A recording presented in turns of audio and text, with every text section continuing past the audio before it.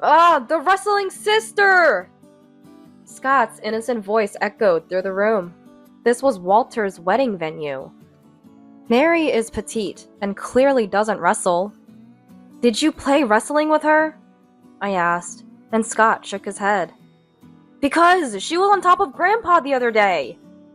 The venue erupted into whispers at his words. Walter, myself, and a word from the boss made Cody and Mary realize the gravity of the situation. My name is Ruby. I'm 53. Grew up in a regular house in the countryside. Fell in love with my husband Cody when I was 20. We had a smooth relationship and discovered I was pregnant a few years later. Cody was only 20 at the time. However, he proposed, and here we are. Shotgun marriages were still frowned upon, and we were young with little income. Life wasn't easy then.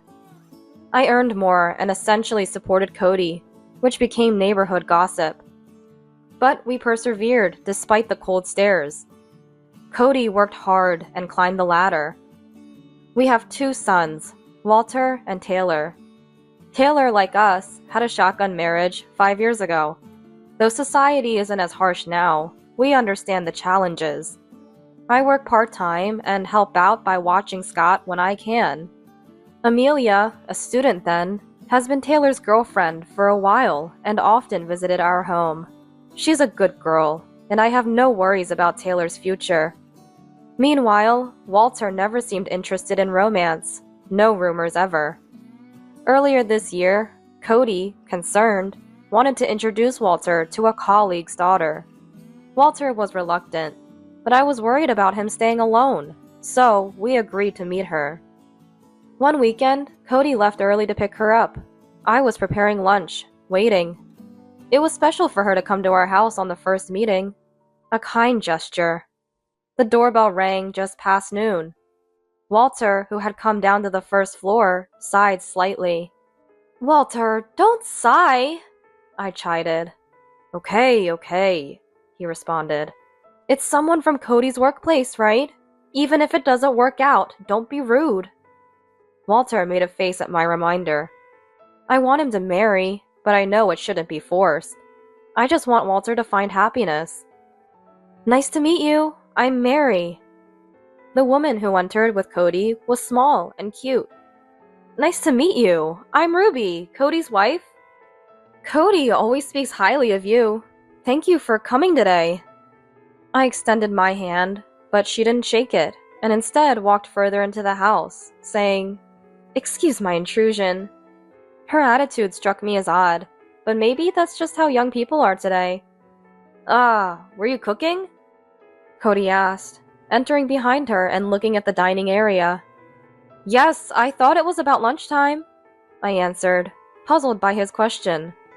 "Oh, Cody and I already had pasta. Sorry," she said in a flirting tone. "Cody?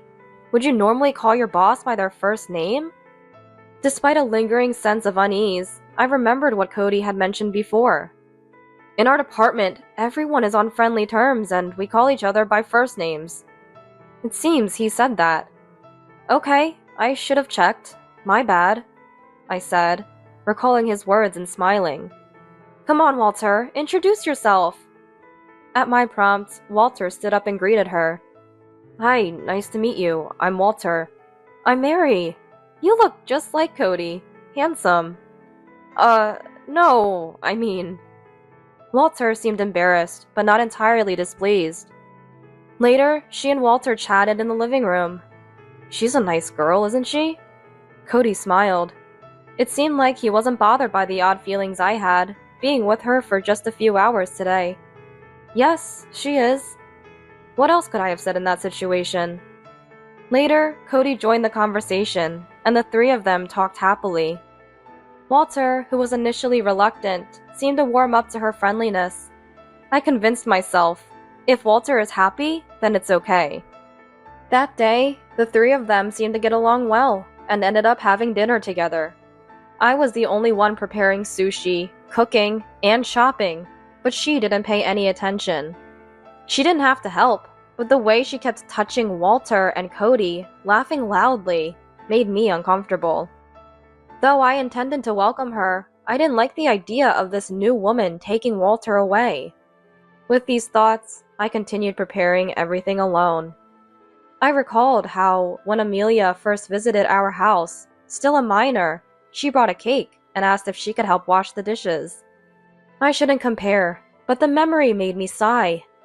I wish for someone with that kind of consideration, I thought, watching the three of them laugh together from my isolated spot in the kitchen. But contrary to my thoughts, things progressed quickly. According to Walter, I don't like her in that way, but she's a nice girl, and maybe I'll come to like her. I was taken aback by such casual thoughts about marriage, but I was the one who encouraged it. I had no right to say anything. Cody really liked her, and Walter seemed to think the same. Eventually, they got engaged within 6 months of their first meeting. Walter and his wife offered to live with us. What a nice daughter-in-law to suggest living together in these times. Mary was well regarded by the neighbors. With a forced smile, I started our life together as a family of 4. Mary continued working, leaving and returning with Cody. They often came back late, so she didn't have time for housework. Apart from my part-time job, I was exhausted from the added chores. No, it was not physical tiredness, probably mental. Ruby, Mary would have preferred meat today. They would criticize the menu, or, we have a meeting today, so Cody and I will eat out, including Cody in their plans. It's good that they're close. However, I'm sure she's having Cody treat her to fancy meals. Mary, we need to save for the wedding, I would say, only for Cody to reprimand me. Mary is still new to our home and is trying to adjust. It's okay to dine out with her occasionally. Besides, I'm the one paying, so she's not spending any money. Cody reprimanded me. Despite my displeasure with this, Cody didn't seem to notice. We haven't dined out in a while. Why do you always have to go with Mary? Walter can take her, I argued, but Cody just laughed it off. His defense of her and Mary's occasional behavior bothered me, but I couldn't help feeling negative. I knew I was being petty, but I hoped Mary would realize it eventually. They had kindly offered to live with us. I really want to get along well with them. These feelings are genuine. Months later, the wedding day arrived. Cody and I prepared early. It was a homely party at Walter's request, and we greeted guests with the newlyweds. Many guests were common acquaintances since Cody and Mary worked together. Mary stood next to Cody, and Walter and I greeted the relatives. I'm truly grateful to the chief director for introducing me to such a wonderful person, Mary said humbly, referring to Cody by his title, though she usually used his first name. I wondered if she had a dual personality, but it was a joyous occasion. I stopped overthinking. Matilda, long time no see. Mary's mother, Matilda, greeted us. Mary's family lived far away.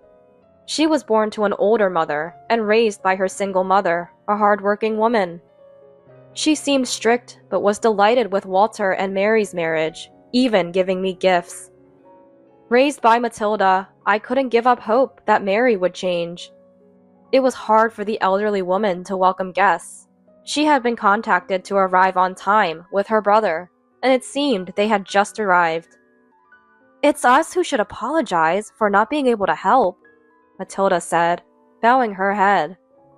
Not at all, I replied. Is Mary causing any trouble? She asked. I paused for a moment, but then smiled. She's working hard, and recently she and Cody even looked after our grandson, Scott. She's really become part of the family. Matilda seemed relieved by my words. Taylor and his wife also came. Our grandson Scott is now 4 years old. He seemed excited by the unusual atmosphere today, apparently having been overly energetic at home. By the time he arrived, he was sound asleep. Oh dear. I chuckled at his sleeping face. I was convinced that today would be a happy day with everyone here. The wedding began. The MC guided the event, but it was lively and informal. Mary and Cody were mingling with their colleagues, introducing Walter. Holding the still sleeping Scott, I told Taylor and his wife, "Eat while Scott is asleep." I was fussing over Taylor and his wife, telling them to eat while Scott was asleep. But holding Scott, I noticed Amelia being considerate. After encouraging them to eat at their leisure, I headed towards where Cody and the others were, still carrying Scott. "I'm a good daughter-in-law, right?"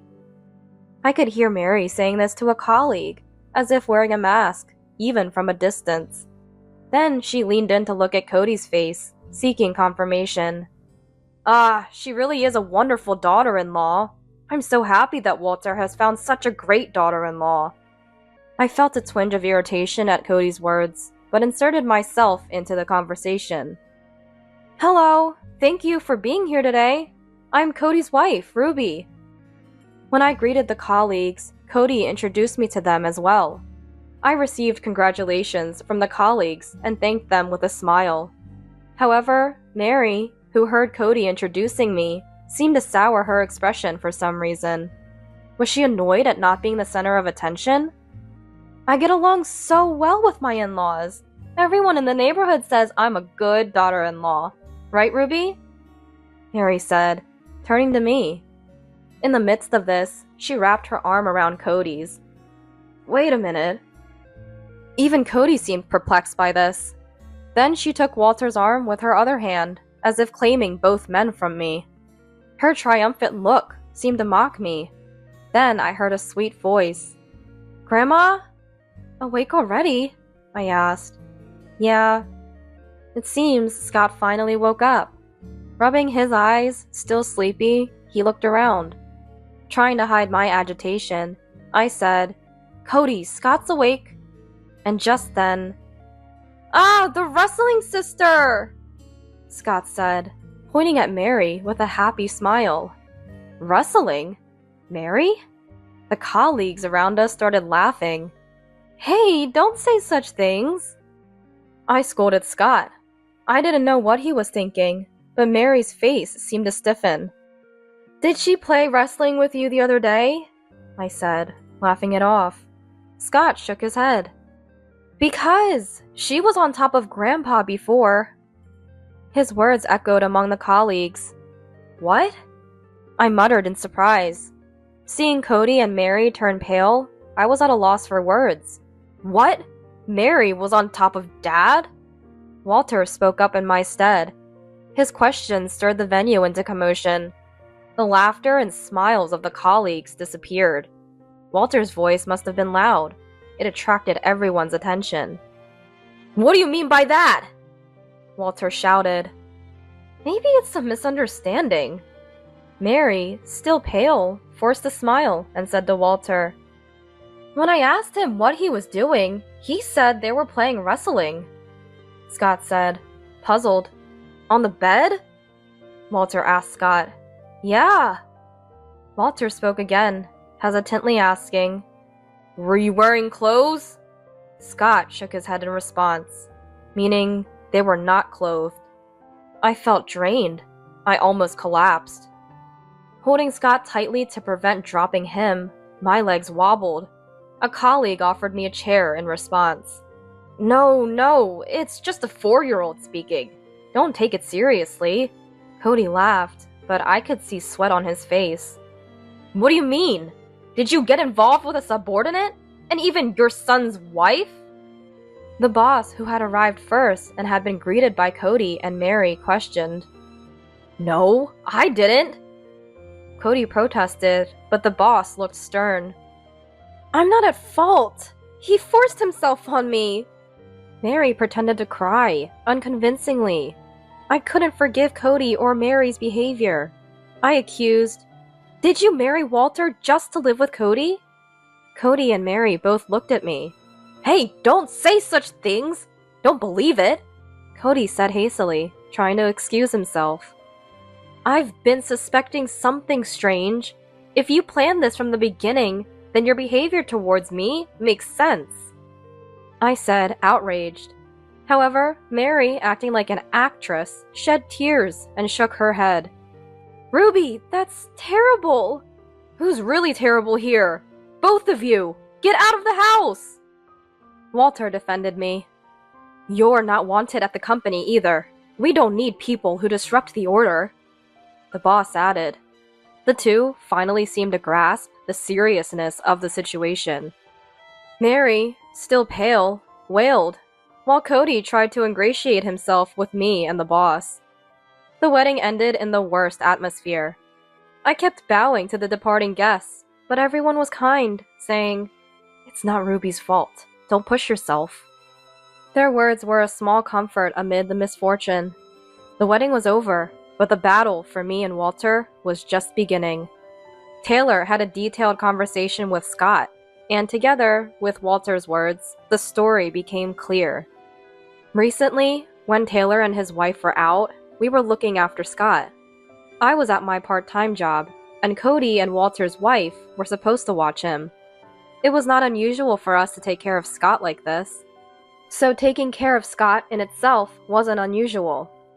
But on that day, while Scott was napping, Mary apparently expressed a desire to eat steak from a steakhouse in the neighboring town.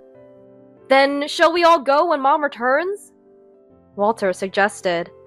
But Cody said, "Ruby will be tired, so let's buy it and eat at home. Let's prepare for Taylor and his family too." Thinking Scott was asleep, Walter left alone.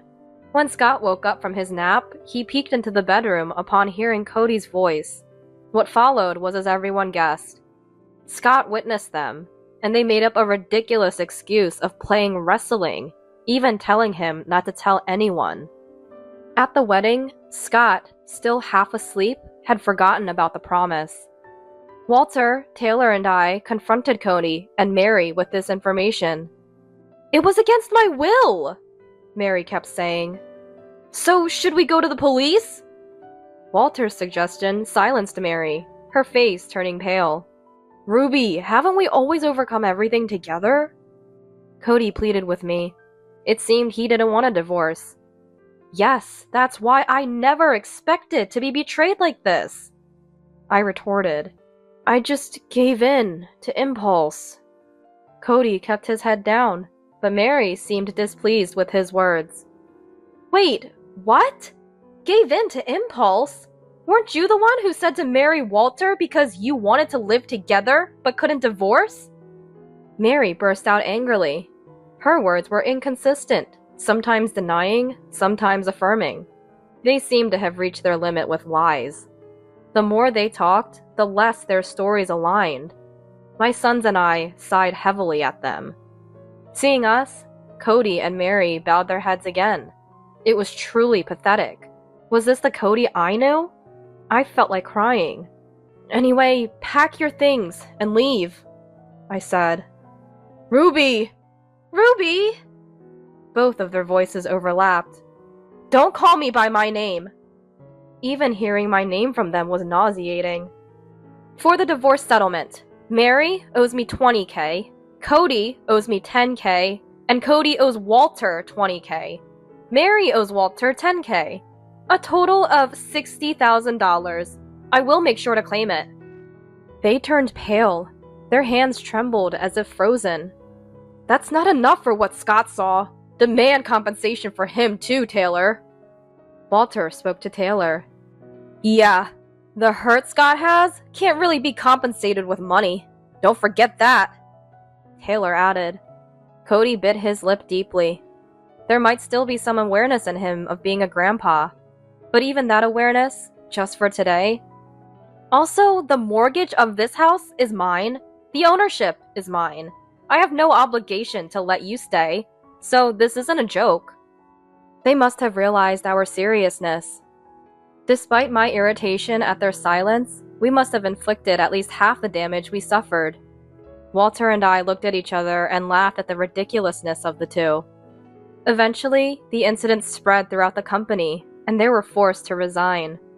Their severance pay, being joint property, was properly divided in the divorce. They had to borrow from relatives to pay the settlement. Everyone at the wedding was disgusted with Cody. I wondered if anyone would lend him money. Mary received an apology and payment from Matilda. Matilda, though deeply distressed and elderly, came to apologize, and I couldn't say anything against her kindness. Though she paid, it seemed she was cutting ties with Mary. There was a request to return to her parents' home because she lost her job. But she was told, "I don't know a child like you," and was dismissed. She is an adult now. She should take responsibility for herself and live her life properly. And as expected, the relationship between Cody and Mary didn't work out. They broke up. I heard rumors they were bad-mouthing each other, but I truly didn't care. Then, the life of just Walter and me began. It's a stress-free, happy, everyday life. Wonder if I should get married, Walter mused. Do whatever you like, I said, laughing it off. Walter was hurt by marriage. I couldn't push him towards another one. However, years later, Walter said he had something to tell me. I found someone I want to marry. I can't express how happy I was to hear that. The girl he introduced was a junior colleague at his company. What happens next is uncertain, but Walter and I still have so much ahead. Life is long. I believe there's always a path to happiness.